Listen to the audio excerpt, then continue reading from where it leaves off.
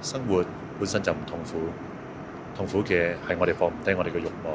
人生本身就唔會好攰，攰嘅係我哋太多我哋嘅想法。我哋每個人都活得唔容易，渴望成功，追求名利，太多嘅物質主義，無止境嘅慾望，令到我哋痛苦不堪。呢一個係一個物質主義嘅世界，我哋忘記咗自己嘅熱愛同埋快樂。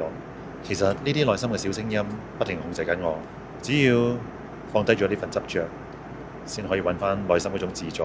每日對住公司嘅壓力、跑數、達標、開會，活喺別人眼光裏邊，令到我自己好大壓力。